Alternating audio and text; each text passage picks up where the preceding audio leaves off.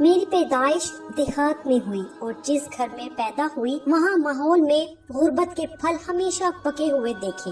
زرعی زمین جو وراثت میں والد صاحب کو ملی وہ 4 ایکڑ تھی۔ ہم 7 بہن بھائی تھے جس میں مجھے ملا کر کل 3 بہنیں اور 4 بھائی تھے۔ غربت نے ذہن کو بھی مفلوج کیا اور شعور کے شہر سے بہت دور سب بستے تھے۔ ماں کے بارے میں یہ کہوں کہ ایک اللہ لوگ تھی تو بے جانا ہوگا۔ محرومیوں کا بوجھ ہمیشہ جسمانی مار پیٹ کی صورت میں جھیلا، لیکن نہ کبھی والد سے لڑی اور نہ گھر چھوڑنے کی دھمکی دی۔ حالانکہ میکا چند گھر چھوڑ کر تھا، کبھی ماموں اس دکھ کو محسوس کرتے اور والد صاحب پر غصہ ہوتے تو وہ ایک ہی بات بولتے کہ سامنے بیٹھی ہے، پوچھو اگر میں ظالم ہوں۔ چھوٹی موٹی باتیں تو ہر گھر میں ہوتی ہیں۔ والدہ سر جھکا کر اپنا وزن والد کے پلڑے ڈال کر ان کو سرخرو کر دیتی، جس کا پھل اگلی پٹائی میں چند دن کی وقفہ کی صورت میں ملتا۔ جیسا کہ میں نے بتایا کہ شعور کی کمی تھی، اس لیے رشتے کا احترام کیا ہوتا ہے ہم لڑکیاں ماں کا دکھ سمجھنے کے جب قابل ہوئی اس وقت تک سنہرا دور ان کا چاندی کے بال میں تبدیل ہو چکا تھا۔ لیکن کہتے ہیں نا، جس کا کوئی نہیں اس کا رب ہوتا ہے۔ تو ایک دن اوپر والے کو ترس آ گیا۔ ابا گھر پر حقے کے کش لگا رہا تھا کہ بڑا بھائی جو اب کاشتکاری دیکھتا تھا بڑے غصے سے اندر آیا۔ خلاف توقع گھر دیکھ کر ابا نے پوچھا کہ اس ٹائم کیسے آ گیا۔ ماں سہم گئی اور کہنے لگی کہ کھانا لیٹ ہو گیا، آج ٹانگ میں شدید درد تھا تو سوچا تھا کہ اسکول سے چھوٹا آ جاتا تو اس کے ہاتھ بھجوا دیتی۔ بھائی نے وہاں سے ہی جوتی کا نشانہ لگایا جو ماں کی پسلی میں جا لگا۔ ماں درد سے کرہ اٹھی۔ اس لمحے ابا چلائے، اوئے حرامی تیری یہ مجال! اندر سے درانتی کھینچی وہ تو ہم بہنیں چیخی چلائی۔ ماں اپنا درد بھول کر بیچ میں آ گئی تو معاملہ رفع دفع ہوا۔ آس پڑوس کے گھر سے بھی آنکھیں جھانکنے لگی۔ عورت کی آواز کا چیخنا تو معمول تھا، لیکن مردوں کا شور پہلی دفعہ برپا ہوا تو متجسس چہرے اور آنکھیں سوال کرتی نظر آئی۔ بھائی غلطی کیا مانتا، یہی کہتا رہا کہ ابا تجھ سے سیکھا کہ غصہ کس بات کا ہو، نکالنا اس عورت پر ہے۔ ابا کے چہرے پر پہلی دفعہ کر وہ عالم دیکھا، آنکھیں بھیگی اور بڑی گہری خاموشی اختیار کر لی۔ ایک خالہ شہر بیائی گئی تھی، شکل کی چاند اور سیرت کی دلری تھی، مجھ سے خاص محبت رکھتی تھی، مجھے شہر ساتھ لے گئی جیسے تیسے بھی، لیکن 8 تک اسکول میں نے پڑھ لیا تھا۔ شہر میں 2 سال رہی، خالہ کے بچے اسکول جاتے اور میں سلائی کڑھائی سیکھتی۔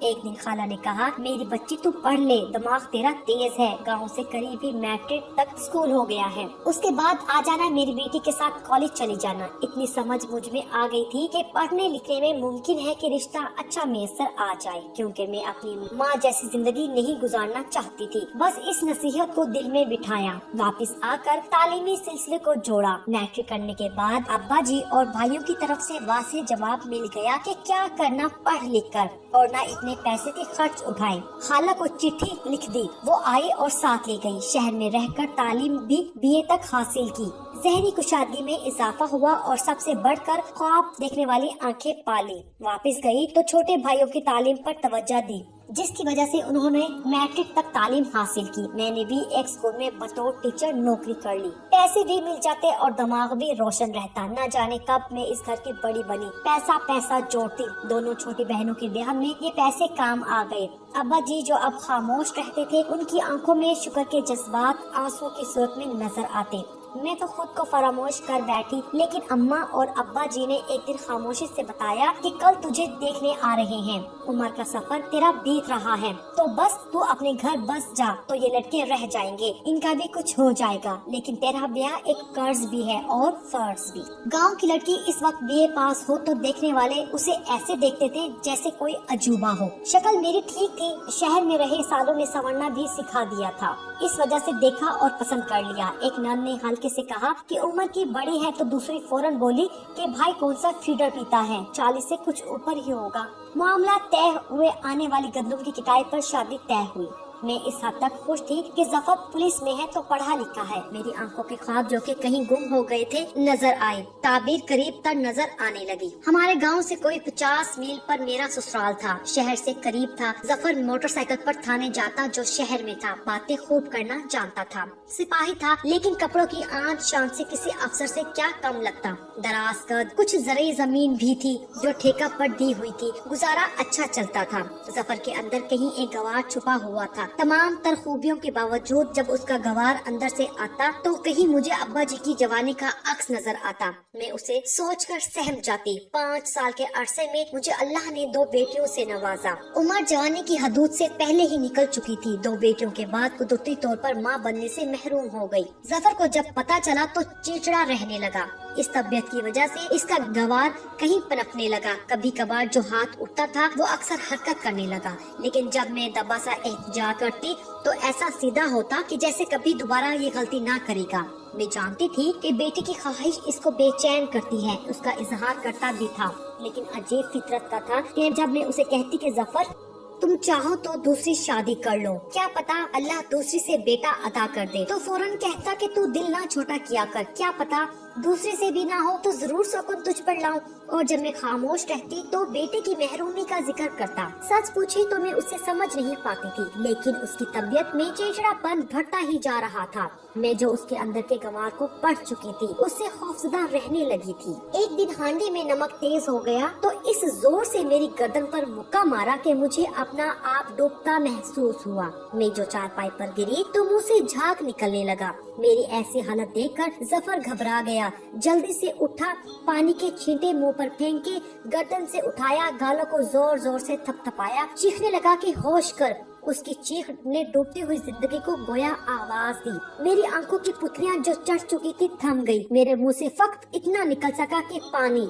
जफर ने जल्दी से पानी पिलाया। पानी अंदर गया और सांस बहाल हुई तो जैसे जफर की जान में जान आई। इस दिन तो मैं बच गई, लेकिन आने वाले दिनों में गर्दन पर लगा मुक्का मेरी तबाही का सबब बन गया। शुरू में मुझे चलने में दुश्वारी महसूस होती और आहिस्ता आहिस्ता मुझे अपना तवाज़ुन कायम करने में मुश्किल पेश आने लगी। इस वाक़े के बाद अगरचे मैं बच गई, लेकिन जफर के अंदर छुपे गवार की मौत वाक़या हो गई। उसने बड़ी दिलजोई के साथ हाथ जोड़कर माफी मांगी। इलाज में कसर न उठा रखी, लेकिन मेरी हालत बदतर होती चली गई। आखिरकार बात न्यूरो सर्जन तक चली गई। सीटी स्कैन करवाए तो वजह पता लगी कि हराम मार्क्स पर लगी चोट से जहन और जिस्म का बाहमी राब्ता निजाम कमजोर हो चुका है और आने वाले दिनों में ये मुकम्मल नाकारा हो सकता है, जिससे मुकम्मल जिस्म बेहिस हो जाएगा। उस दिन जफर ने घर आकर पैर पकड़कर माफी मांगी, तड़पा, रोया, चिल्लाया, लेकिन ये सब बेसुध था। मैं माजूर होकर चारपाई पर पड़ गई। बच्चियां छोटी थी, कैसे संभालती। मेरी माँ अपनी बूढ़ी हड्डियों का बोझ उठाए मुझे संभालने आ गई। साल भर गुजरा तो एक दिन अब्बा जी मेरा पता लेने पहुँचे। हम तीनों ने एक फैसला किया।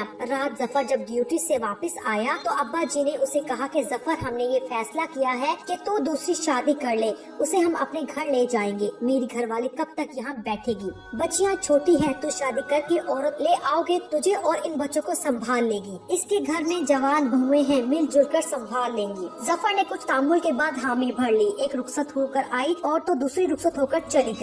एम्बुलेंस में मुझे उसी घर में मुंतकिल किया जहाँ से कभी मैं कार में रुखसत होकर जफर के घर गई थी।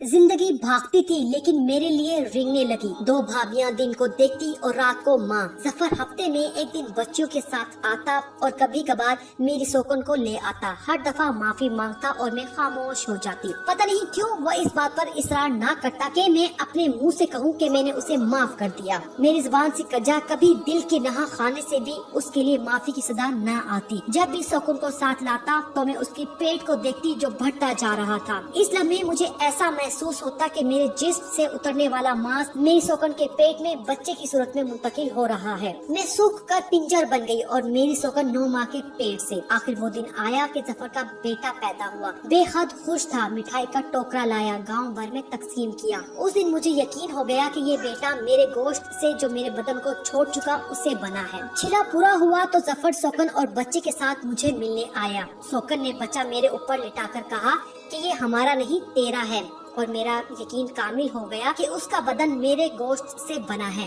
वक्त मेरे लिए रिंगता ही रहा, लेकिन मुझसे दूर वो वक्त भाग रहा था। 2 साल गुजरे, मेरी सिर्फ आवाज बाकी रह गई थी। एक दिन जफर अकेला ही आया, मेरे कमरे में भी नहीं आया। बाहर बरामदे में कुर्सी पर अब्बा जी और माँ के साथ बैठा रहा। मैं चारपाई पर लेटी उसे देख रही थी। उसकी आवाज मेरे कानों में नहीं पड़ रही थी। उस दौरान 2 दफा ऐसा हुआ कि उसकी आंखें मुझसे 2-4 हुई। मैं मुंतजिर रही कि वो अंदर आएगा, लेकिन वो मुझसे मिले बगैर चला गया। थोड़ी देर बाद माँ अंदर आई और रोने लगी। मैंने वजह पूछी तो कहने लगी कि जफर कह रहा था कि तू अब बचेगी नहीं। साथ साथ आंसू साफ करती जाती और बोलती जाती कि बोल गया है कि जब ये मर जाएगी तो मैं उसे अपने गांव में दफनाऊंगा। उस रात माँ रोती थी और कहती थी कि अल्लाह मेरे बाद उसे उठाना। मैं तुझे अपने सब्र का वास्ता देती हूँ, कब्र तैयार है तो मैं भी मरने को तैयार हूँ। उस रात माँ ऐसी रह रही थी कि मुझे वो दिन याद आ गया जब भाई ने जूती मारी थी तो माँ दर्द से कराही थी। ना जाने क्यों मुझे माँ के कराने के बाद अब्बा जी की गहरी खामोशी याद आई और मैं अंदर से हिल गई। सुबह सवेरे सरहाने पड़ा मोबाइल चीखा तो आँख खुली। जफर के नंबर से फोन था। मैं समझ गई कि कल मुझसे मिले बगैर चला गया तो शायद इसलिए फोन किया। मैंने कॉल उठाई तो दूसरी तरफ से मेरी बेटी की आवाज थी जो रोती हुई बता रही थी कि सुबह ड्यूटी से आते हुए अब्बू का मोटरसाइकिल पर एक्सीडेंट हो गया और वो मौका पर ही दम तोड़ गई। स्वयं के बाद भाई ने बताया कि गोरकन कह रहा था कि जफर चंद दिन पहले आया था और कह गया था कि चाचा एक कब्र तैयार रखना, कभी भी जरूरत पड़ सकती है। उसके बाद से अब तक उस गांव में मशहूर है कि पुलिस वाला बड़ा अल्लाह वाला था कि अपनी मौत का उसे इल्म हो गया था। मैं अब भी जिंदा हूँ। दोनों बेटियां मेरे पास आ गई और एक दिन मेरी सौकन आई और जफर का बेटा मेरी गोद में डाल गई ये कहकर कि जहां अब उसका रिश्ता हो रहा है वो लड़के को कबूल नहीं कर रहे। मेरा यकीन अब कामिल ईमान बन चुका था कि ये बच्चा मेरे गोश्त से ही बना है।